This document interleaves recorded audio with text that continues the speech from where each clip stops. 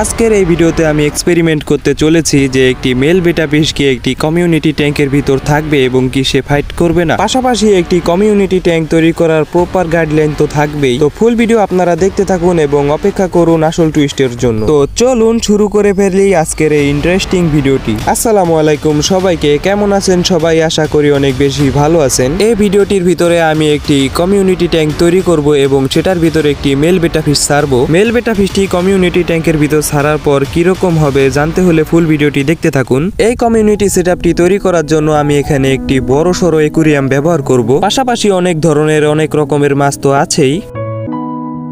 এবং full setup complete হয়ে গেলে আমি বেটা ফিশটি ছাড়ার পর বেটা ফিশের রিয়াকশন কিরকম হবে তো চলুন তা দেখার জন্য আমরা তাড়াতাড়ি করে অ্যাকুরিয়ামটি সেটআপ করে ফেলি। তো অ্যাকুরিয়ামটি সেটআপ করার জন্য আমি অ্যাকুরিয়ামটাকে সুন্দরভাবে এক জায়গায় প্লেস করে দিলাম এবং ট্যাঙ্কের কাজটি শুরু করার জন্য আমাদের প্রথমেই দরকার হবে অনেকগুলো পাথর। তো যে পাথরগুলো আপনারা দেখতে পাচ্ছেন এগুলোই আমি এখানে ইউজ করব।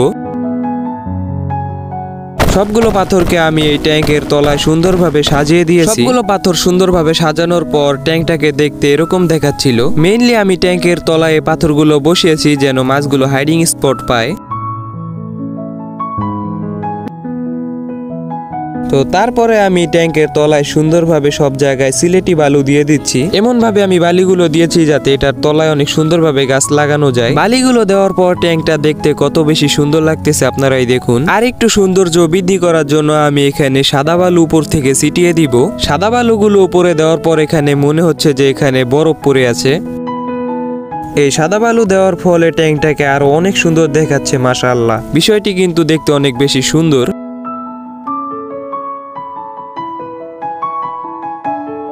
তো সবকিছু সাজানো হয়ে গেলে আমি এখানে এই সুন্দর প্লান্টস গুলো ব্যবহার করব। এগুলো ট্যাঙ্কে দিলে আশা করি ট্যাঙ্কের লুক আরো অনেক গুণ বৃদ্ধি পাবে। আর মাছগুলো তো হাইডিং স্পট পাবেই। তো চলুন আমরা সুন্দরভাবে গাছগুলোকে এখানে প্লান্ট করে ফেলি।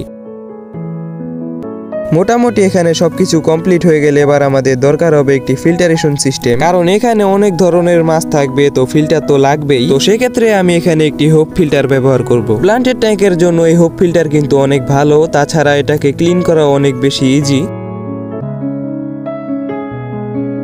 তো যাই হোক সবকিছু কমপ্লিট হয়ে গেলে আমাদের সময় আসলো এখানে পানি অ্যাড করার। আমি আগে থেকে জমিয়ে রাখা পানি এখানে ব্যবহার করব। তো আমি সব পানিগুলো এখানে সুন্দরভাবে আস্তে আস্তে অ্যাড করে দিলাম যাতে ভিতরের ডেকোরেশন কোনোভাবেই নষ্ট না হয়।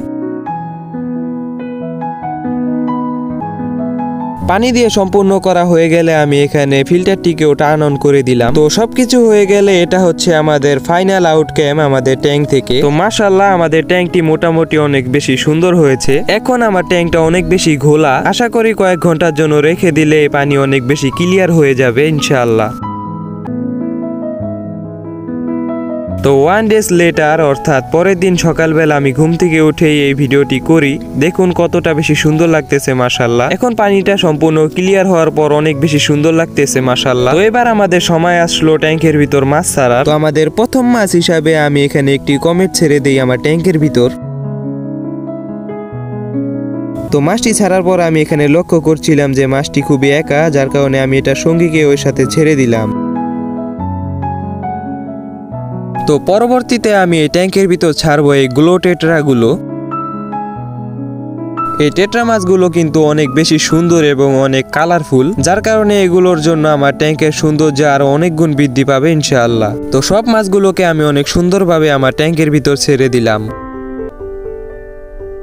এরপর পরেই আমি এখানে ছাড়বো কিছু জেব্রা। এগুলোর কালার কম্বিনেশন মাশাআল্লাহ অনেক বেশি সুন্দর। এবারে আমি এই মাছগুলোকে অনেক সুন্দর করে ট্যাঙ্কের ভিতর ছেড়ে দিলাম। তো ফাইনালি আমি আপনাদের এখানে আসল একটি জিনিস দেখাবো, সেগুলো হচ্ছে এই মাছগুলো। গেস করুন তো এই মাছগুলো কি মাছ? এই মাছগুলো কিন্তু আমরা সবসময় আমাদের আশেপাশে দেখে থাকি। তো আমি আপনাদেরকে বলে দিচ্ছি এগুলো হলো আমাদের নেটিভ জেব্রা। তো দেখুন এগুলোকে দেখতে কত বেশি সুন্দর লাগতেছে মাশাআল্লাহ। তো এগুলোকে আমি অনেক সুন্দরভাবে আমি আমার ট্যাঙ্কে ছেড়ে দিলাম। সবগুলো মাছ ছাড়ার পর আমার ট্যাঙ্কটাকে দেখতে কতটা বেশি সুন্দর লাগতেছে মাশাআল্লাহ।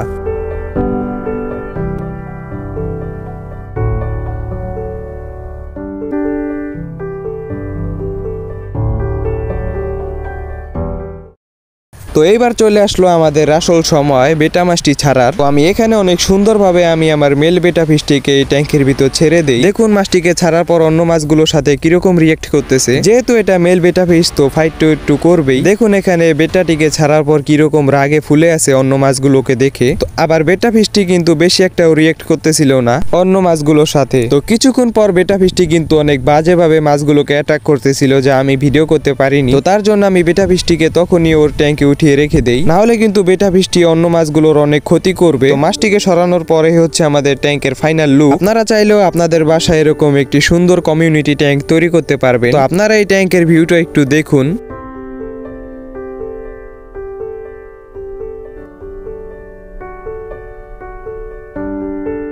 তো আজকের মতো ভিডিও আমি এখানেই শেষ করছি। তো পরবর্তী ভিডিওতে আপনারা কোন ধরনের সেটআপ দেখতে চান এবং আপনারা কে কোন জেলা থেকে আমার এই ভিডিওটি দেখছেন সেটা কিন্তু জানাতে একদমই ভুলবেন না।